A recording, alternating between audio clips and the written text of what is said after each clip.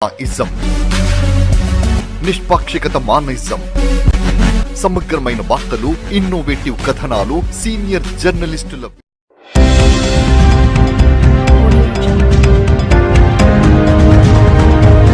జనగామ జిల్లా స్టేషన్ గన్పూర్ మండలం నమిలిగొండ గ్రామంలో నివసిస్తున్నటువంటి జింక కొమరయ్య, రాజమ్మ వీరికి 2 కుమారులు. బతుకు తెరువు కోసం హైదరాబాద్ లో కుమారులు నివసిస్తున్నారు. కొమరయ్య, రాజయ్య వృద్ధులు కావడం వల్ల ఇంటి వద్దనే ఉంటూ జీవనం సాగిస్తున్నారు.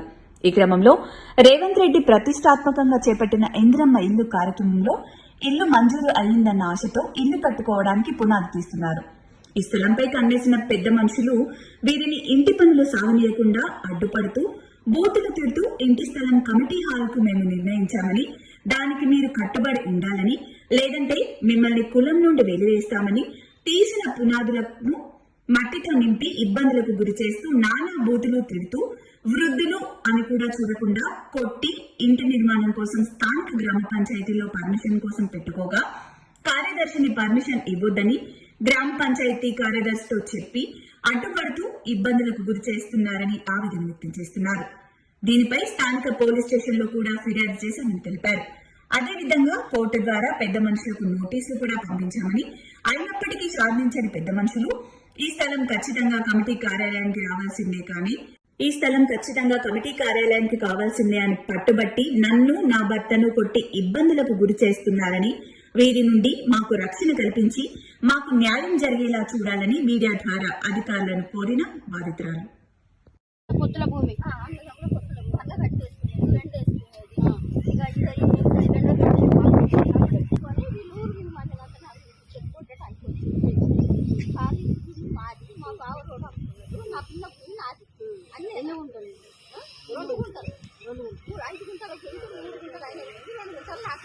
మా చెరువులు ఉన్నారు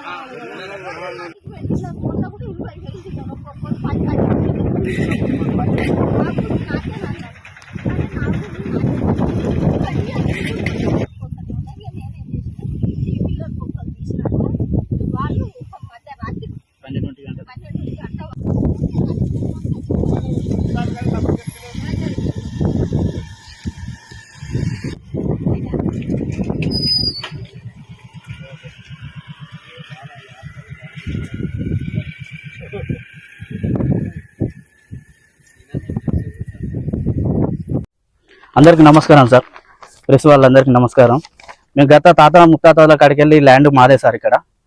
ఇక్కడ నుంచి ఇప్పుడు రీసెంట్గా ఇక్కడ బర్రెలు కట్టేసేది ఉండే, ఇక్కడ తుంబ చెట్టు ఉండే, ఇక్కడ పెంట పోసేది, ఇక్కడ దాకా బర్రెలు కట్టేసేది సార్ మాది. మొన్న రీసెంట్గా మాకు ఇందిరమ్మ ఇల్లు వస్తుందని మొన్న రీసెంట్గా 3 నెలల కింద మేము సాఫ్ చేసుకున్నాం, మొత్తం చేసినాక వీళ్ళందరూ వచ్చి పిల్లర్ పొక్కలు అన్ని తీసినాక ఈ ఎవరైనా మెస్సరంటే అయినా మోస అంటే అయినా ముగ్గు పోపించండి ఆయన ఉండి కూడా, మళ్ళీ లాస్ట్కి వచ్చే వరకు అయినా లంజా మీకు ఎక్కడిది అన్నట్టుగా మా అమ్మ మీదకి వచ్చి దౌర్జన్యంగా నైట్ పిల్లర్ పొక్కలు తీసినాక నైట్ 12:30కు అందరూ తాగిపిచ్చి వచ్చి అందరికి తాగిపిచ్చి అది చేసి మా బాబాయ్ ఇంటికి లైట్ పెట్టినాము. లైట్ పెడితే లైట్ బంద్ చేసి తాగిపిచ్చి అందరిని వచ్చి పిల్లల పొక్కలు మూసేసాం సార్. మూసేసినాక ఇట్లా అయితలేదు, మాకు తెగుతలేదు అని మేము ఏం చేసినాం, పిఎస్ దగ్గరికి పోయినాం, పోలీస్ స్టేషన్ దగ్గరికి పోయినాం సార్. సార్ వాళ్ళు కూడా మాకు సహకరించారు, సిఐ ఎస్ఐ సార్ కూడా.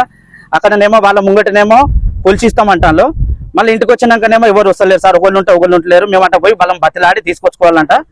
అట్లయితేనే మేము వస్తాం, లేకపోతే రాము అని వాళ్ళు అన్నారు సార్. మేము లాయర్ తోటి కూడా అడ్వకేట్ని పట్టుకొని కూడా మేము నోటీస్ కూడా పంపించినాం సార్. నోటీసు పంపితే ఏం పీక్తారు లంజా అని కూడా తిడతానట రోడ్ల మీద. తిట్టినాక వాళ్ళు నైట్ తాగి అడ్వకేట్ సార్కే ఫోన్ చేసి మేము ఎంఆర్పిఎస్ నువ్వు ఎట్లెట్లా పంపుతావు అని అడ్వకేట్ని కూడా అంటాం సార్. సిఐ సార్ తోటి అయితే సిఐ సార్ ఇక్కడికి వచ్చిండు, ఎస్ఐ సార్ వచ్చిండు. సిఐ సార్ ముంగట వీళ్ళకి భూమి ఉందా లేదా అని నడిచెర్లో స్నానం చేసి గంట కొట్టిండానంటే వాళ్ళకు ఉండడానికి సార్ ముంగట మాట్లాడి సార్ కూడా అన్నాడు, మీకు లేదు వాళ్ళకి లేదు, నాటకాలు తింటారా వాళ్ళ భూమి వాళ్ళకి అని సార్ కూడా అన్నాడు. అంతే సార్. అది నమస్తే అయ్యా. నమస్తే. మాది నమిలిగొండ గ్రామం. నా పేరు రాజమ్మ, జింక రాజమ్మ నా పేరు. ఇది సంవత్సరాల కాలం నుంచి ఉన్న భూమి, ఇప్పటిది కాదు అప్పటిది కాదు. అప్పటి నుంచి మేము ఇక్కడ పెంట పోసుకుంటున్నాము, ఇక్కడ బర్రెలను కట్టేసుకున్నాము, గడ్డి బీకేసుకున్నాము, తుమ్మ చెట్లు ఉంటే అమ్ముకున్నాము. అప్పటి నుంచి ఉన్న భూమి ఇప్పుడు కమిటీ వాళ్ళకి అమ్మిందని మా బావ తీసుకొచ్చి వీళ్ళందరినీ జనాన్ని నా మీద పెట్టిర్రు. నా మీద పెడితే జనం అంతూరుకొస్తాండ్రు, 10 సార్లు వచ్చిర్రు జనం, పైసలు కూడా తింటాండ్రు. పైసలు దీన్ని కూడా నాకు ఇల్లు కట్టుకొని ఇస్తలేరు. ఇందిరా ఇల్లు వచ్చినా కూడా ఇల్లు కూడా తీసేసిండ్రు. పర్మిషన్ ఇవ్వమంటే ఆమె పర్మిషన్ ఇస్తలేరు. పర్మిషన్ నేను ఇయ్యనని అంటాంది. పర్మిషన్ ఆమె వద్దు నువ్వు కట్టొద్దని మళ్ళీ బంద్ పెట్టింది. బంద్ పెట్టినాక బంద్ పెట్టకమ్మా మాది ఇది మాది భూమి ఇది మాది కాదనుకోకమ్మా ఇది మాది అని అంటే లేదమ్మా వాళ్ళందరి మాట వినాలా నీ మాట వినాలా నీ మాట మేము వినం అందరు మీ మాటలు వింటాం మేము నీ మాట వినమమ్మ మేము అని అన్నది. అంటే ఆ చంద్రయ్య కూడా అన్నాడు కదా వీళ్ళదే అమ్మ భూమి అన్నా కూడా చంద్రయ్య మాట మేము ఎందుకు వింటాము అందరి మాటలు వింటాం మేము అని అన్నారు.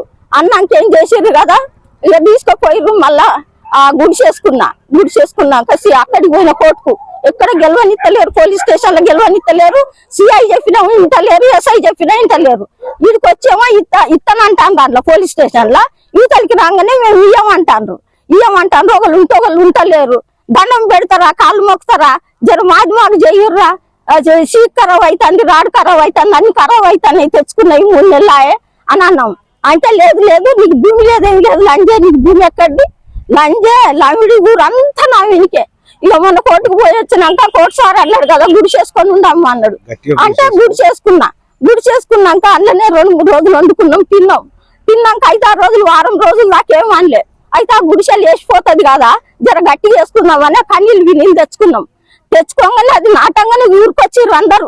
ఊరికొచ్చి లంజానికి ఎక్కడిదే భూమి ఇంత ఎక్కడిదే లంజని ఎక్కడి నుంచి వచ్చినావు ఏ రాజ్యమే లంజని ఇది భూమి మాదే కమిటీ వాళ్ళు మేము కొన్నమే లంజ ఇది మాది భూమి అని ఊరికొచ్చి నన్ను ఇటు అటు నెట్టి రెక్క పట్టి ఇటు గుంజి నా భర్త నేను మేము ఇద్దరమే ఉన్నమాట. ఇక ఇద్దరిని కలిసి వాళ్ళిద్దరు కలిసి కొట్టిర్రు. ఇక మామూలు కమిటీ అలాట వాళ్ళకు గ్రామానికి కమిటీ అలాట ఎస్సీలకు కమిటీ అలా అన్నారు. అప్పుడు అక్కడ వాళ్ళ మీరు సార్ వాళ్ళ దగ్గర పోతలేరు వీళ్ళు. ఆమె ఏం లేదు ఆమె పెట్టింది కూర్చున్నది ఊరినందరినీ మేపింది కమిటీ అలానే పక్కకు పోయింది. ఇది కూడి పెట్టప్పుడు కూడా లేదు ఆమె వెళ్ళిపోయింది. ఇది కూడి పిచ్చింది వెళ్ళిపోయింది ఊరికే పోయింది.